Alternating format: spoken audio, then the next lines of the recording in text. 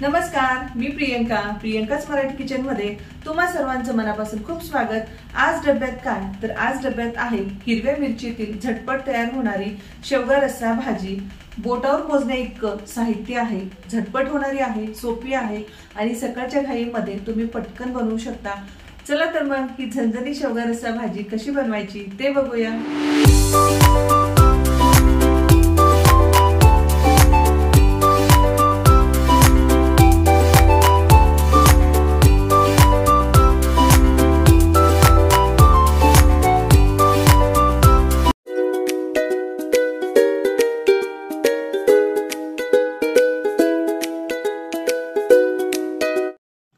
तर सुरुवातीला आपण साहित्य बघून घेऊया। साहित्य बोटावर मोजण्या इतकं साहित्य आहे। तर इथे मी हिरवा ठेचा घेतलेला आहे, फक्त हिरवी मिरची वाटून घेतलेली आहे, त्यामध्ये लसूण किंवा हिरवी मिरची भाजून सुद्धा घेतलेली नाही। 10 ते 15 लसूण पाकळ्या ओबडधोबड ठेचून घेतलेल्या आहे। टोमॅटो, सुकं खोबरं, त्याचबरोबर दाण्याचं कूट घेतलेलं आहे आणि त्याचबरोबर मेन इन्ग्रेडियंट म्हणजेच शेवग्याच्या शेंगा घेतलेल्या आहेत। तर साहित्य बघून झालं, आता फोडणीची तयारी करूया। गॅस ऑन करून गॅसवरती कढई ठेवली। पाणी न घालता आपण ज्या भाज्या वाफवून घेतो तशा भाज्यासाठी आपल्याला जाड तळाची कढई वापरायची आहे किंवा जाड तळाचं एखादं भांडं वापरायचं आहे, जेणेकरून ते तळाशी करपलं जाणार नाही। आता कढई तापलेली आहे, कढईमध्ये आपण तेल घालून घेऊया। साधारण इथे मी 4 मोठे चमचे तेल घेतलेलं आहे। त्यानंतर आता तेल तापल्यानंतर यामध्ये एक छोटा चमचा मोहरी घालून घेऊया। मोहरी तेलामध्ये छान तडतडल्यानंतर यामध्ये त्याच चमचाने एक छोटा चमचा जिरं घालून घेऊया। तुम्हाला मोहरी आवडत नसेल तर नाही घातली तरी चालेल, पण मोहरी घातल्यामुळे या भाजीला टेस्ट खूप छान येते। तो जो तडका आहे त्याचा फ्लेवर पूर्ण भाजीमध्ये येतो। जिरे छान फुलल्यानंतर आपण जो लसूण ठेचून घेतलेला आहे, ओबडधोबड ठेचून घेतलेला आहे, तो घालून घेऊया आणि तो छान तेलामध्ये परतून घ्यायचा आहे। गॅसची फ्लेम मी कमी केलेली आहे, जेणेकरून लसूण करपला जाणार नाही।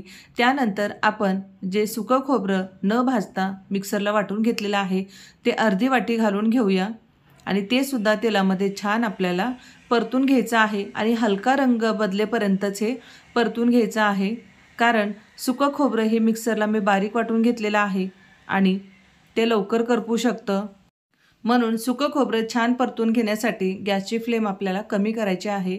आता सुकं खोबरं छान रंगावर परतून झालेलं आहे। यामध्ये आपण हिरव्या मिरचीचा ठेचा घालून घेऊया। ही हिरवी मिरची मी न भाजता अशीच मिक्सरला वाटून घेतलेली आहे।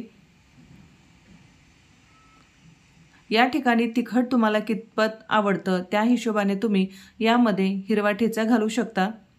तर हिरवी मिरची कच्ची असल्यामुळे ती आपण कच्चेपणाचा वास जाईपर्यंत छान आपल्या तेलात परतून घ्यायचा आहे। आता हिरवी मिरची छान परतून झालेली आहे। यामध्ये आता आपण पाव चमचा हळद घालून घेऊया। हळदसुद्धा थोडीशी परतून घेऊया आपण। गॅसची फ्लेम मी लो केलेली आहे, त्यामुळे मसाला कुठेही करपला जाणार नाही। अगदी हलका जरी यामध्ये सुकं खोबरं किंवा हिरवी मिरची थोडीशी करपली गेली तर त्याचा एक हलका फ्लेवर भाजीमध्ये येतो। आता यामध्ये आपण ज्या शेंगा व्यवस्थित स्वच्छ करून त्यावरची साल काढून घेतलेली आहे ते यामध्ये घालून घेऊया आणि या मसाल्यामध्ये आता ती आपण मिक्स करून घेऊया।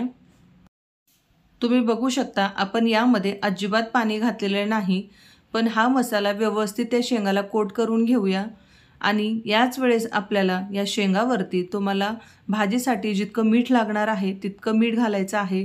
त्यामुळे तुम्ही रस्सा भाजी जरी बनवली तर त्या शेंगाला खूप छान असं मीठ लागतं आणि शेंगासुद्धा चवीला खूप जबरदस्त लागतात। आता यामध्ये आपल्याला टोमॅटो घालून घ्यायचा आहे। माझ्या व्हिडिओमध्ये तुम्हाला मी सांगितलेलंच आहे की ज्या भाज्यामध्ये मी पाणी न घालता त्या वाफवून घेते, अशा वेळी त्याच्यामध्ये मी अशा पद्धतीने टोमॅटो फोडणीमध्ये न घालता वरून घालते, त्यामुळे त्या टोमॅटोला एक पाणी सुटतं आणि त्याच पाण्यामध्ये हे शेंगा छान वाफल्या जातात। त्यामुळे तुम्हाला दुसरं पाणी घालून यामध्ये शेंगा शिजवून घ्यायची गरज नाही आणि पाणी घालून शेंगा शिजवल्यानंतर त्याची चव तितकी विशेष येत नाही जितकी अशा पद्धतीने केल्यानंतर येते। आता ह्या टोमॅटोसोबत आपण मीठसुद्धा घातलेलं आहे। आता हे व्यवस्थित मिक्स केलेलं आहे। यातला मसाला तळाशी करपू नये यासाठी आपल्याला अर्धी वाटी यामध्ये पाणी घालायचं आहे. फक्त अर्धी वाटी घातलेला आहे, त्यापेक्षा जास्त पाणी घालायचं नाही. ही भाजी जरी मी रस्सा भाजी बनवत असली तर सुरुवातीला यामध्ये फक्त मसाला तळाशी करपू नये त्यासाठी अर्धी वाटी पाणी घातलेलं आहे. आता यावरती झाकण ठेवून लो फ्लेमवरती आपण एक 10 ते 15 मिनिटं वाफ काढूया, कारण 10 ते 15 मिनिटं या शेंगा शिजण्यासाठी लागतात. कमी शेंगा असतील तर वेळसुद्धा कमी लागू शकतो, जास्त असेल तर थोडाफार वेळ जास्तसुद्धा लागू शकतो. 15 मिनिटानंतर आता आपण शेंगा बघूया. तर इथे 15 मिनिटं झालेली आहेत आणि यावरतीचं झाकण मी काढलेलं आहे. अगदी छान अशा शेंगा शिजलेल्या आहेत आणि तळाशीसुद्धा अजिबात मसाला करपलेला नाही, तळाशी कुठेही मसाला चिटकलेला नाही. त्यामुळे इथे आपल्याला फक्त अर्धी वाटी पाणी घालून ठेवायचं आहे. ओव्हरकुक करायचं नाही, अगदी परफेक्ट जशा हव्यात तशा या शेंगा शिजलेल्या आहेत. आता यामध्ये आपल्याला जितका रस्सा हवा आहे, जेवढा आपण मसाला बनवलेला आहे त्या हिशोबाने आपल्याला यामध्ये गरम पाणी घालायचं आहे, थंड पाणी घालायचं नाही. तर बाजूला मी गॅसवरती गरम पाणी करायला ठेवलं होतं, ते यामध्ये आपण घालून घेतलेलं आहे. तर अशा पद्धतीने ही रस्सा भाजी तयार होते. आता ही सुरुवातीला तुम्हाला खूप पातळ वाटते, पण 1-2 उकळीनंतर या भाजीमध्ये हलका एक दाटसरपणा येतो आणि ही भाजी तुम्ही टिफिनमध्ये व्यवस्थित घेऊन जाऊ शकता. तुम्हाला इतका पातळ रस्सा नको असेल तर यामध्ये थोडं पाणी कमी घालून अगदी हलकी दाटसर भाजी तुम्ही बनवू शकता किंवा अशाच पद्धतीने सुकी अशी भाजीसुद्धा बनवू शकता.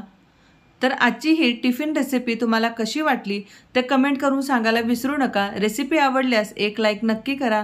चॅनलला नवीन असाल तर सबस्क्राईब करायला विसरू नका. परत भेटूया अशाच एका नवीन रेसिपीसोबत. धन्यवाद.